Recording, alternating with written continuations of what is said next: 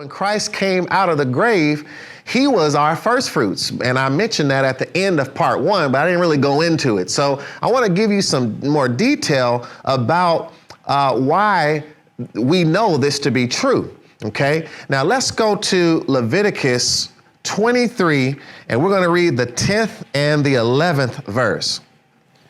Speak unto the children of Israel, and say unto them, when ye be come into the land which I give unto you, and shall reap the harvest thereof, then ye shall bring a sheaf of the firstfruits of your harvest unto the priest. And he shall wave the sheaf before the Lord, to be accepted for you. On the morrow, after the Sabbath, the priest shall wave it.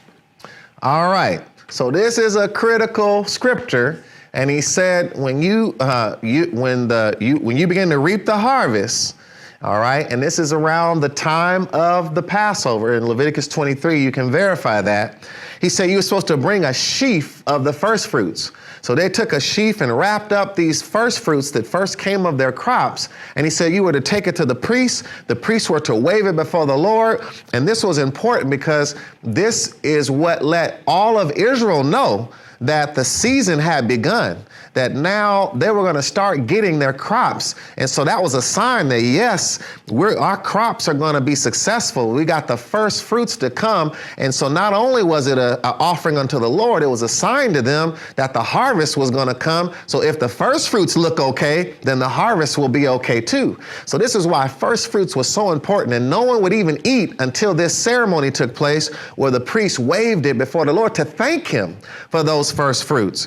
So let's go back to this scripture though real quick. I want you to notice here, it said this happened on the morrow, right? Or meaning the next day after the Sabbath.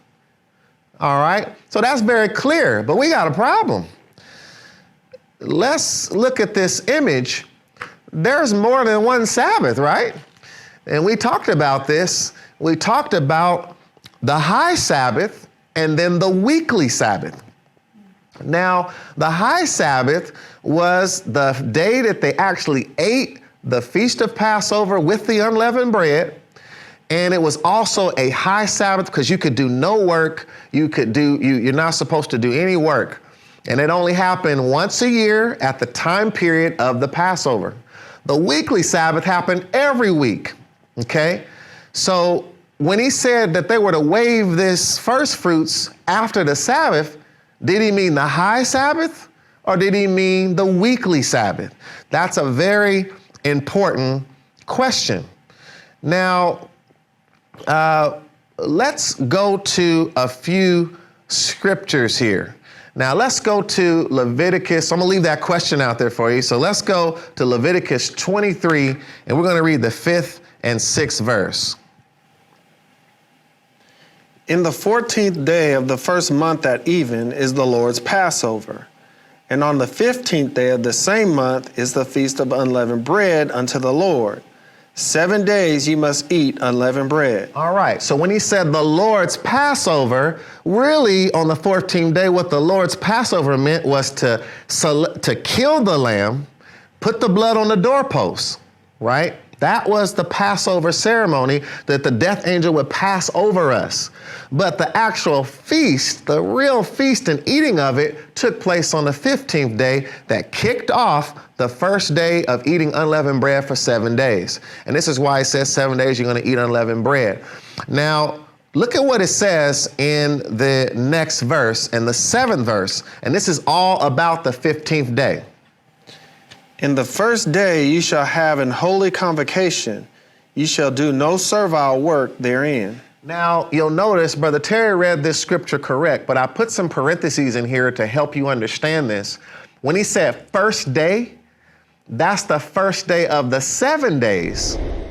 And those 7 days began on the 15th day.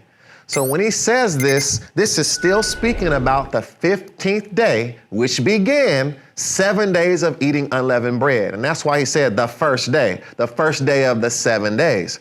So this is the day that he said it's a holy day and you're not supposed to do no work, right?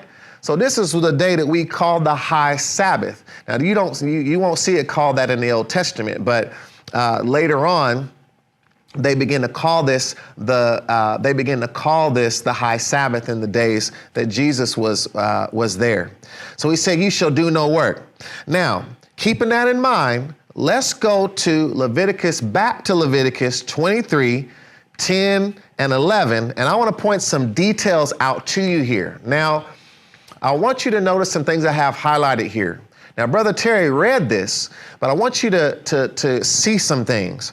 So he told them that they needed to reap the harvest thereof, then bring a sheaf of first fruits of your harvest unto the priest. Then the priest was to wave it. And this was supposed to happen on the morrow after the Sabbath. Now, I want you to see something here.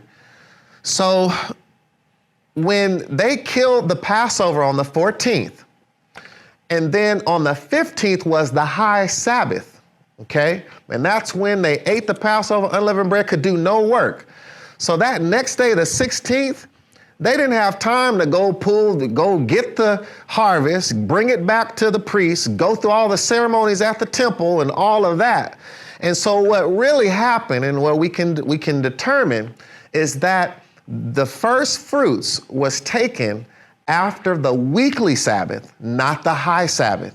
So the first weekly Sabbath that was after the week that they had Passover was the one where they did the first fruits. And this was called really the first of the first fruits. So I'm going to talk more about that in a minute. So let me show you an example here. So this is really what took place. So they ate the Passover on the 15th. On the 16th, they went and put the first fruits in the sheaves because they could go back to work again, because the 15th they could do no work. The 17th, they had to rest again, but now all the first fruits was in the sheaves ready for the priest. On the 18th is when they actually began to wave it before the Lord and went through all the ceremonies at the temple related to the first fruits. Now, this is important. Why is this so important? Because if this was the day that they waved the first fruits unto the Lord, it makes sense that this is the day that Jesus rose from the grave. And Paul is telling us this and connecting to this truth when he says this in 1 Corinthians 15 and 20. We know the spiritual references, but also literally Jesus he came out of the ground on the time period of the first fruits. Let's read this in 1 Corinthians 15 and 20. But now is Christ risen from the dead and become the first fruits of them that slept. So now he's become the first fruits of them that slept. And we'll talk more about this, but if you really do your research and your understanding, when they planted their seeds in the autumn and then in the spring, there were certain things that start to come to fruition. The first, in this particular time near Passover, the first thing that would come to harvest was barley. And barley was used to make bread. More people that were poor might get barley. And it's interesting that was kind of the first of the first fruits. It was before the first fruits of the full harvest came. So Jesus, he was that first of the first fruits. And he was in that time period of the barley. Now, we're going to talk more about that, but just remember that. So let's go back to our illustration here. And you can see that we remember all the things that took place. It brings us to the 18th day. The 18th day was the time of the first fruits, but really it's the first of the first fruits. And this is the first time that any grain began to get ripe. And this was more around the time of barley, and this is what was taking place. Now, this is also important to know when first fruits started, because we're going to now go further into this and start heading toward another critical feast that is known, we know as the day of Pentecost. But if you don't know where the first fruits are, you won't know how to calculate what took place. Now, and I know this is pretty advanced, but this is good for you to come back and study these things and rehearse, rewind, pause, and really look at these scriptures.